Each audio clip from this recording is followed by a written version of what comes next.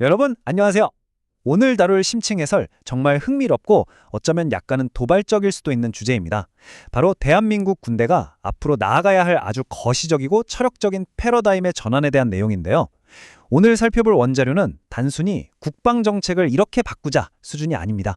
인구절벽 문제부터 첨단 로봇공학 그리고 글로벌 리더십까지 싹 다 아우르면서 국가와 청년, 기술이 어떻게 완벽하게 새로운 군대를 만들어내야 하는지 아주 독창적인 시각을 제시하고 있거든요. 자, 이 놀라운 여정 바로 시작해 보겠습니다. 자, 본격적으로 들어가기 전에 이 질문부터 한번 던져볼게요. 요새 군대 복무 기간 예전보다 훨씬 짧아졌죠? 게다가 사병들 월급도 진짜 많이 올랐습니다. 사실상 직업군인이랑 비교해도 보상 차이가 거의 없을 정도까지 왔단 말이죠. 그런데 도대체 왜 우리 청년들은 여전히 군입대를 기피하는 걸까요? 왜 이 근본적인 문제가 안 풀릴까요? 오늘 살펴볼 자료는 이 현상에 대해서 기존의 뻔한 상식을 완전히 뒤엎는 꽤 충격적인 통찰을 제공합니다. 오늘 살펴볼 핵심 흐름입니다. 1번, 병력제도의 현재와 한계부터 마지막 5번, 인류의 모범이 될 미래까지 순서대로 쫙 짚어보겠습니다. 바로 첫 번째 내용으로 넘어가시죠. 첫 번째, 병력제도의 현재, 그리고 그 한계입니다. 지금 우리나라 인구 정말 무서울 정도로 줄고 있죠. 당연히 병력 자원도 엄청난 속도로 감소하고 있습니다.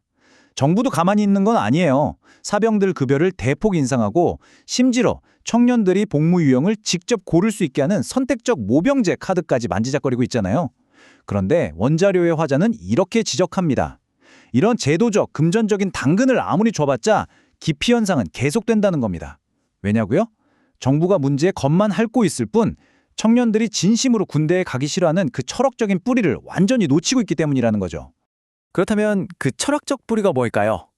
두 번째 주제, 지식인 청년과 희생의 딜레마에서 그 답을 찾아보겠습니다. 여기서 정말 흥미로운 대조가 하나 나오는데요. 과거와 현재의 청년층을 비교해보면 그 이유가 아주 명확해집니다. 화자는 이렇게 아주 날카롭게 또집어요. 연병장에 모아놓고 무조건 구르게 하고 맹목적인 복종을 강요하는 건 솔직히 교육 수준이 낮았던 옛날에나 통하던 방식이라는 겁니다. 하지만 지금 우리 청년들은 어떤가요? 어릴 때부터 최고의 교육을 받고 자란 그야말로 엘리트 지식인들이잖아요. 이런 똑똑한 청년들에게 아무런 목적의식도 없이 먼지 구덩이에서 육체적 희생만 강요하니까 이들이 엄청난 모멸감을 느낀다는 겁니다. 무지한 시대의 군인처럼 대우받는 것 자체를 도저히 견딜 수 없어 한다는 거죠. 그렇기 때문에 단순히 월급 더 줄 테니까 와라 하는 식의 보상은 완전히 핀트를 잘못 맞췄다는 겁니다.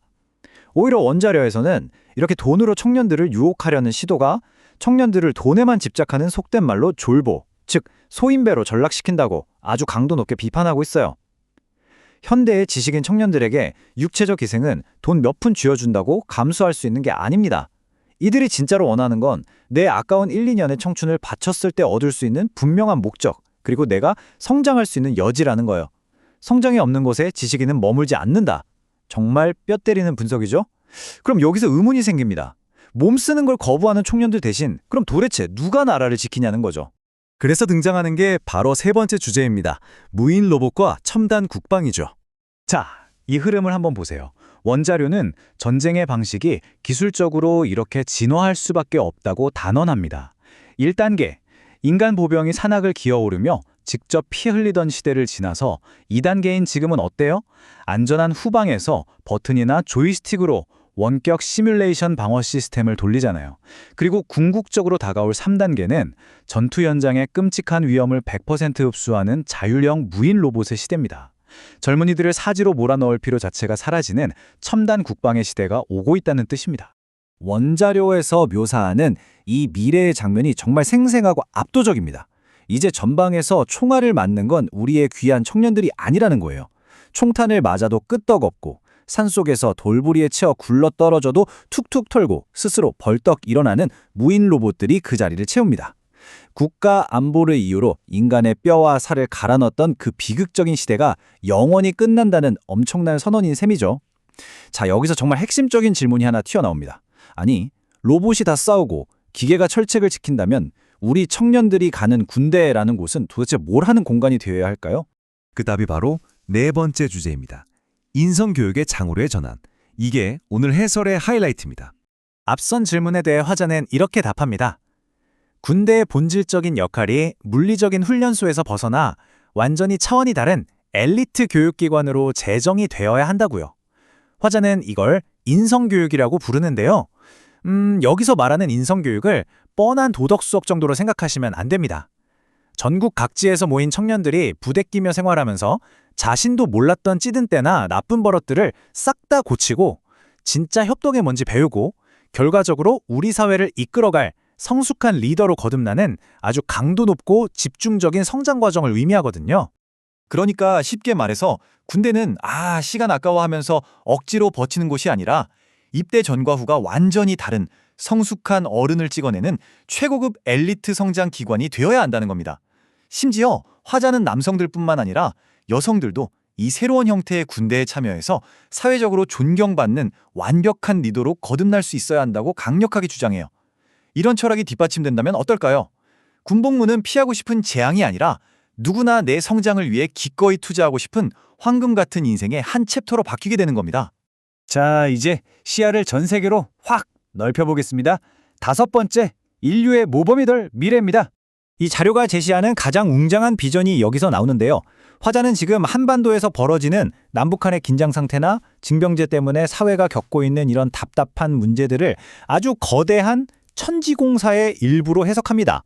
좀 거창하게 들릴 수도 있지만 그러니까 이게 단순한 소모전이나 혼란이 아니라 대한민국이 세계 무대에서 훨씬 더 큰 글로벌 역할을 떠맡기 위해 준비하는 국가적 차원의 성장통이라는 거예요. 언젠가는 남과 북이 총을 내려놓고 손을 잡은 채 평화와 협력을 향해 나아가는 그 엄청난 밑작업이 보이지 않는 곳에서 이미 착착 진행되고 있다는 건 아주 철학적이면서도 희망적인 시각을 보여줍니다. 그래서 이 문장이 등장합니다. 이건 정말 패러다임을 180도 뒤집어버리는 생각인데요. 우리는 단순히 북한과 싸우는 군대가 아니라 국제사회의 리더십 모델이자 세계 군대가 되어야 한다.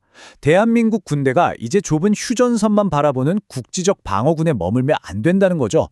최고의 엘리트 지식인 청년들이 모여서 첨단 로봇 시스템을 주의하고 세계 평화에 기여하는 그야말로 전 세계가 우러러보는 롤모델이 되어야 한다는 겁니다.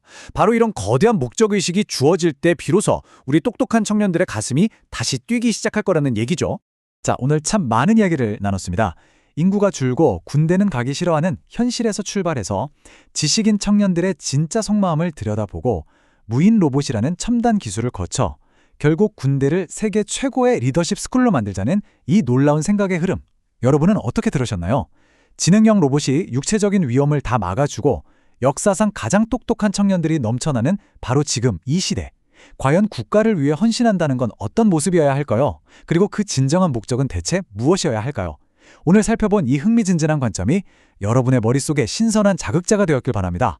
오늘 준비한 해설은 여기까지입니다. 함께해 주셔서 감사합니다.